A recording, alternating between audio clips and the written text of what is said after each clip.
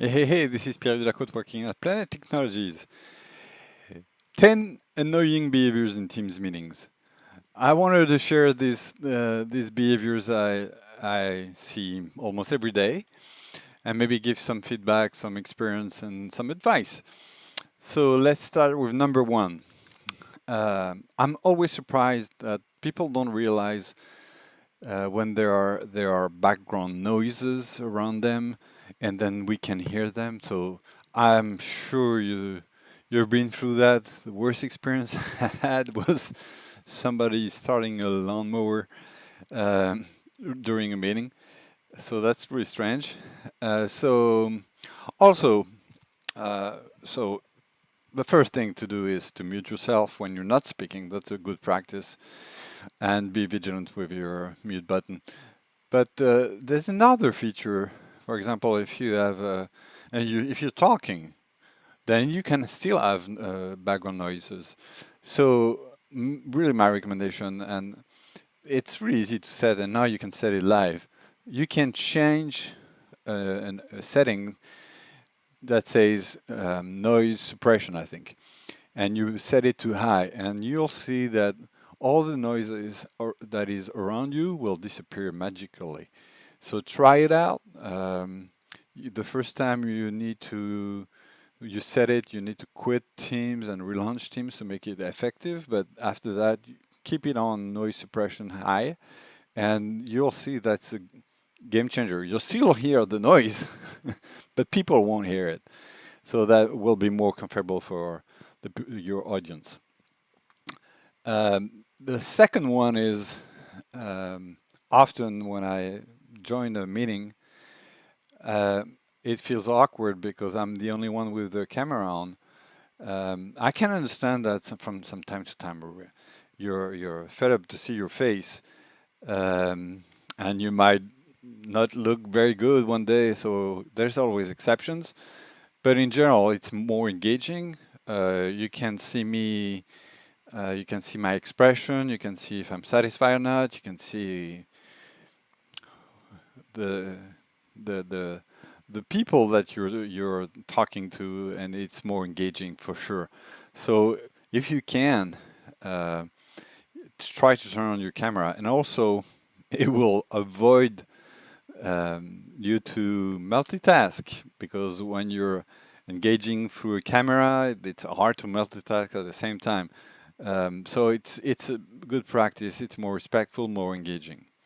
Third one, I can see your messy place. So when you turn on your camera, if you don't, if people can see what's in your background, that might be disruptive, or that might distract you. So the good practice is not to blur the background, because if there's movement behind you, you'll see the movement. If somebody is going behind you, a kid or your wife, whatever, whoever, then people will see it, and it's a distraction.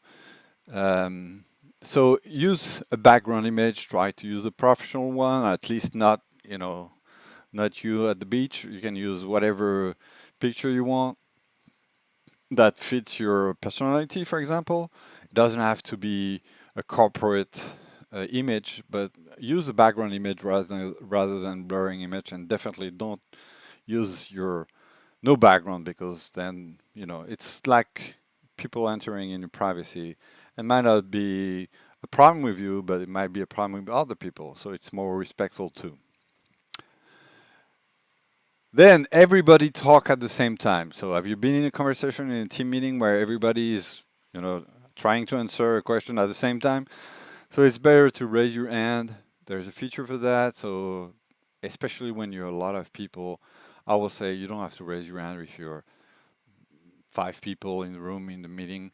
But if there's more than five, then definitely try to raise your hand before talking. That's a good practice. Or wait for a blank in the conversation to chime in. Um, Another experience that I've been through, and that's a personal opinion. When I'm presenting something and I see a lot of discussion in the chat, I cannot catch that. I'm focusing on presenting, and it's hard to follow what people are saying. and sometimes it's even side discussion that have nothing to do with the discussion, with the meeting. So now you know you can disable the chat during a meeting. You can turn it off, turn it on live. It's in meeting options, so I encourage everybody to do that if you don't want to be disturbed or distracted by the people chatting in the meeting, especially when you want them to be focused on what you're saying. Um, so I guess this one is maybe the one you heard the most. Sorry, I was speaking on mute. So yeah, so it's a tricky one because even I'm not sure if I solved the problem because Teams is supposed to tell you when you're talking and your microphone is muted, but sometimes, depending on your device, and quite frankly, it's not just the device because I have a device that tells me sometimes I'm speaking on mute and sometimes it doesn't tell me. So I'm not sure why it does that. So you need to check if the mute button is on or off before talking. So it feels, it feels weird when somebody is telling you I was speaking on mute because what does it mean? It was not attentive. It was not getting the right attention to the meeting. He didn't see that he was on mute. Why? Was he doing something else? So it's bothersome in a way. So be vigilant. Sorry to be late. So we know that there's definitely progress. I've seen a huge progress with meetings, people attending the meetings almost on time because they're remote. They don't have to commute. They don't have to change to go from one meeting room to the other meeting room. So this is definitely a progress, but there's still some people who are stuck in a previous Teams meeting. Um, so, sorry to be late. I understand it can happen, but I think again, to be respectful, to be polite, it's good to send a message to the people who are attending the meeting that you're going to be late. And you can do that prior to the meeting. If you see that your meeting is going to be over 5 minutes or more, you can go into Teams, right click on the meeting, the next meeting, and you'll see a chat icon and you click on chat and you will be able to say to everybody that you're late to the meeting. So think again, all my advices are not just to make you more comfortable, it's also to make people feel more comfortable. So try to put your feet in their shoes and try to encourage the behavior you want them to have in a way. I know it's not always easy, but and even I'm the first one who doesn't turn on my camera all the time, but I try. Joining a meeting and no one is talking. That's awkward. That happens a lot recently. I've seen that I'm joining a meeting and nobody's talking. Everybody's quiet. We're waiting for everybody to come in the meeting or for the leader to come to the meeting and start the talk. I know it's not easy for introvert, like I am an introvert. It's not easy to start and do an icebreaker, but let's try that. Let's try to discuss small talk that have nothing to do with the subject of the meeting. Maybe talking about personal stuff, whatever. The weather. My wife likes to talk about the weather, but it's a way to make people feel more comfortable rather than coming in. It's just like if you are coming in a room, and one of my colleagues told that the other day. I feel like I'm coming into a room and everybody's looking at their phone and not acknowledging I'm on camera, I'm there. So it will be good to acknowledge that and start with small talk. Sometimes when you have a lot of people in a meeting, they turn on the camera super, but there are so many on your screen that somebody's talking and he's probably going to talk for a while if he's presenting something, and you don't see the person, you don't really see where he is, and then you need to focus on the smaller small video, if you have 49 people in the video, that you need to focus on the small video. So it's just like if you were not saying it, seeing the person almost.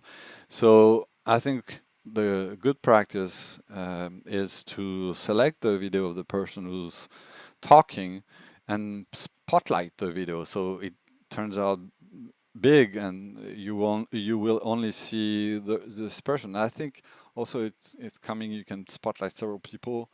I'm not sure if it's deployed yet, but at least you can spotlight the person, the main speaker, if it applies. Seeing your notification, your Facebook notification or whatever notification, I've seen that many times. I've seen that people having their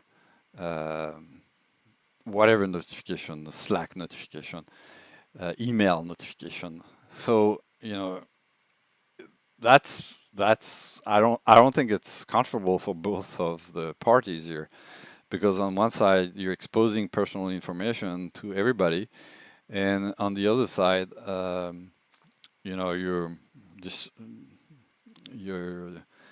you're distracted by that.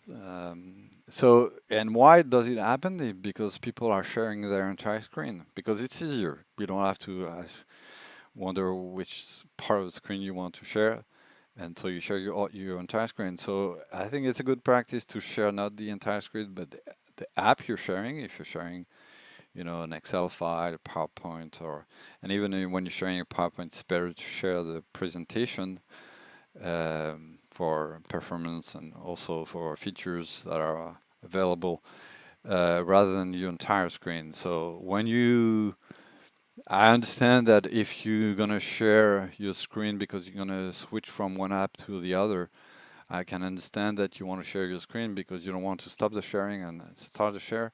But in that case, be sure that your notifications are not on. And the 11th behavior, it's a bonus. Uh, you know, you probably heard 1,000 times. I'm not sure why. Do you see my screen?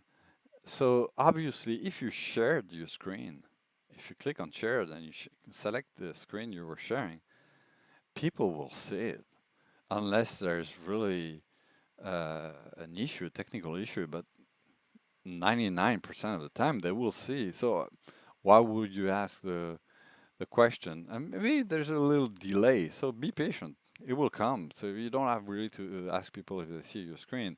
They will let you know if they don't see your screen. So that was my 10 plus 1 tips and behaviors that are annoying, at least me, when you're in a Teams meeting. I know, life is not perfect. We need to adjust. But it's good to have some tips in mind to try to have some guidance. So, because when you share guidance, it's not a requirement, except for maybe for security.